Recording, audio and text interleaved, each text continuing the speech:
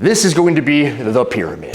And it's not going to be your average everyday whatever pyramid, because most pyramids operate from the bottom. And everyone says, you can't go tall without the base of the pyramid. I believe CrossFit operates on a pyramid, right? And I know a lot of you guys are from CrossFit. This is my red channel. We're sitting here, we got red stuff everywhere in a new spot. This is my practice, play, fun channel, but we're gonna be talking about Andrew Hiller's pyramid today, because I think it's a little bit of a different pyramid. I think this video, this station, this channel, if you will, is going to be more of a storybook deal. Because my first video had to do with why I turn off my notifications. If there's one person out there that turned off your notifications, comment about it. See how it's going. Do you like it? Do you dislike it? And that video had over 1,000 views, which I think is nuts. And the second video got over 2,000 views, which is also nuts. And this video, maybe it gets 10 views. Maybe I've been on a good streak. But subscribe to this thing, because I think it's kind of cool if this random freaking channel where I'm just practicing and talking and explaining the way that I go about things, if it gets over 1,000, that's wicked cool. Now, the pyramid. My pyramid starts at the top, and you can't go tall without a big base. That makes sense. And I've kind of butted heads with this individual in the CrossFit space. And by butted heads, I mean shouted at, and he's kind of looked over and goes, hey, be quiet. Ben Bergeron, who preaches, oh, we need to be balanced. Everything has to be balanced. Balance, balance, balance, balance, balance. Now, I, in my last video, spoke about Arnold Schwarzenegger and how that dude spoke about the worst thing in life is to be the same as everybody else. And that can't be any more true to somebody like me. And then that's all I want.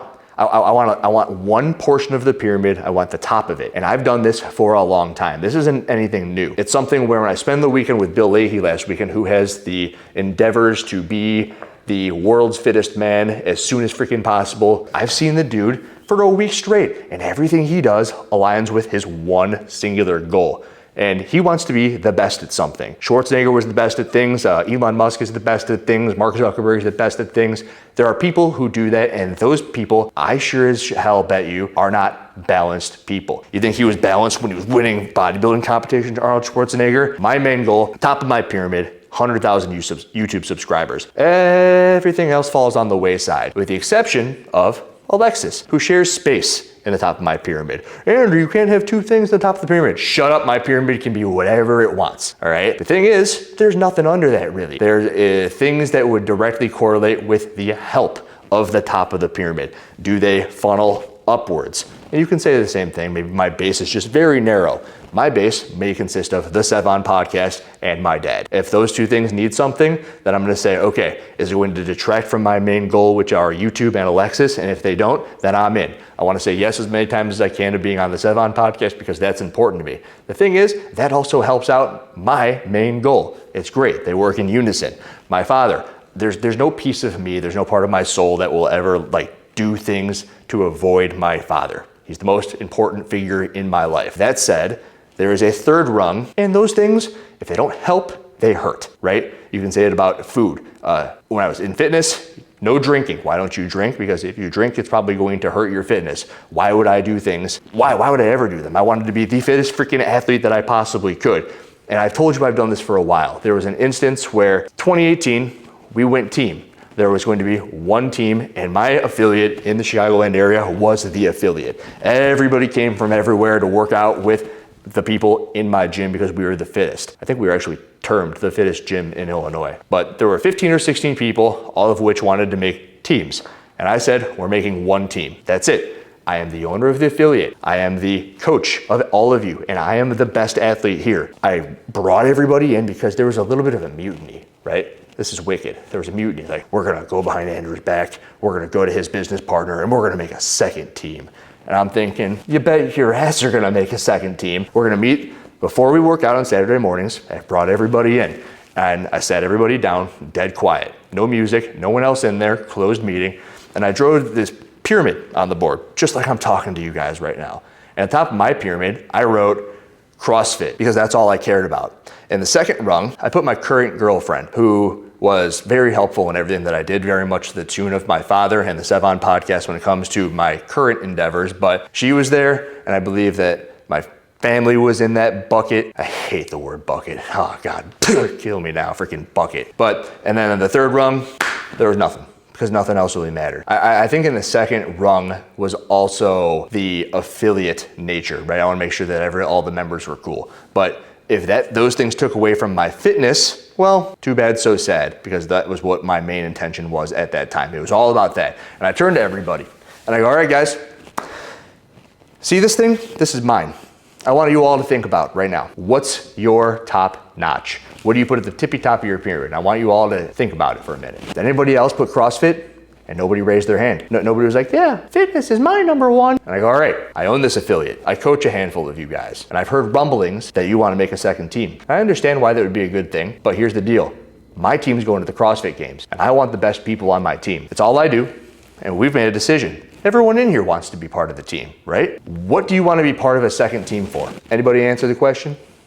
The answer to the question, I don't remember who answered it, but the answer to the question was, well, we want to make regionals. And I go, all right, I'll tell you right now, we have enough people in here. I know we're all really fit, but team number 2 ain't making it. Team number 2 ain't gonna be good enough. We had a fully stacked team number 1, and there are a handful of you guys who could be on team number 2, but wouldn't you rather be on team number 1? Don't you wanna like kick me out? Because that's part of it. The system that we used to decide who was going to be part of this team was the CrossFit Open. And for those of you who follow the CrossFit stuff, that's why the Open was so important, because there was a very close parallel to how you finish in the Open to how you are fitness-wise to the people who win the CrossFit Games, go to the CrossFit Games. You could see it. It was very linear, which was sick. And I go, all right, sport of fitness, I don't care how much you clean and jerk. I don't care how jacked you are. I don't care how many times a day you work out. If the person who works out for 30 minutes a day beats the person, including myself, who works out 5 hours a day, you're on the team. 2 men, 2 women. What ended up happening is our team just missed the CrossFit Games, and that sucked. We were very close. And then I did the math. I took the other people and I created their best team, a metaphorical team, because you can do this in hindsight, and they wouldn't have made it because I think I'm crazy. And you can almost see the future. I'm sitting there with Bill Leahy, who wants to win the CrossFit Games, and I go, all right, with your scores right now, you are going to finish 7th in the West in the quarterfinals. Where did he finish? 7th. And I don't know, I don't want to be the same as everybody else. I look at somebody like Ben Bergeron and I go, why are you pushing mediocrity? What is wrong with you? And then everyone who agrees with it, it's like, this is what you want to associate with? The mediocrity? Like, this is crazy. Crazy town banana pants. My people, my tribe, we're all doing the most that we can to maximize what the peak of our pyramid is. Whether or not they know it, there's something that you are marching towards. There are things that will get in the way, and if those things get in the way, you push them to the side. And if you don't push those things to the side, that might very well be your number 1 deal. And if it's your number 1 deal, that's cool. But the thing that I got from the affiliate is I got the information superhighway, which I know is the internet of the 90s, insight into hundreds of thousands of people. I got to see people who would say, I want to look this way, I want to perform this way, I want to go to this stage of competition, I want to do so in this amount of days, whether it be 30 days or 160 days or 365 days. And there were people who would do it because their goals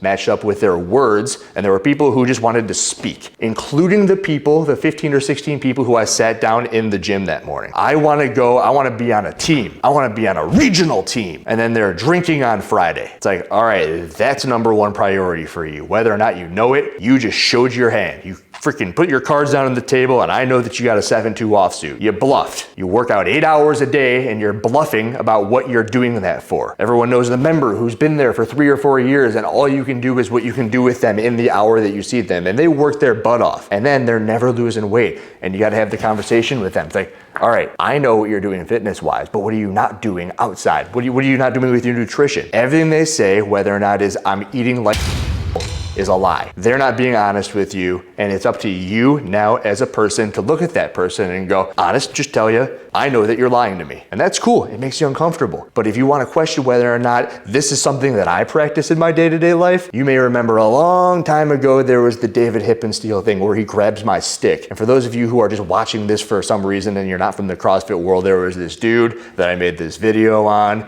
and I said some stuff and he didn't like those things, and I was like, hey dude, squat lower, and he goes, I'm old, leave me alone. And I approached him and I wanted to talk to him about it, and then he got all aggressive and grabs my camera equipment. This is not something that's unique to the way that I do things. And the other day, yesterday morning, I'm in the airport at 5:30 a.m. and I'm going through security, and there's this chick who's standing there with a dog and she's shouting at security. And there's this giant line of people, so you know that it's been happening for a little bit. And I walk up to this guy and I go, hey dude, what's the situation over here? And he goes, oh, it's a Karen in the wild. And I'm looking and she's just screaming at this guy who's saying, ma'am, you can't go through unless you put this leash through the metal scanner. The dog was on a leash, right? And this chick has this big old fluffy golden looking thing. Not a golden retriever, but something like it. And the dog's like sitting there shaking. And I'm like, oh, the dog's shaking? I'm getting a little angry because you're making your dog anxious, lady. And also you're making everyone else late for whatever there is they need to be for. And I got TSA pre-check. I usually fly through the thing and everyone's just standing there watching this woman scream at this guy. And eventually she goes, okay, fine, whatever. She takes the leash off of the dog and she puts it through the scanner and she goes on her merry way. Now I come through a little bit later and I'm like, I take my watch off because you gotta take your watch off. I put my watch back on and I'm sitting there and I look up and she walks over to the dude who she was having a little bit of an argument with. And I say a little bit, meaning she was shouting at him and he was just taking it because he's working. And she takes a picture of him and he's like, ma'am, leave me alone. Ma'am, leave me. Ma'am, I don't want my picture taken. Ma'am, leave. Oh, I'm gonna report you. I'm gonna go to your higher up. And I just go to the woman, I go, hey, you're a piece of shit. And she goes, you.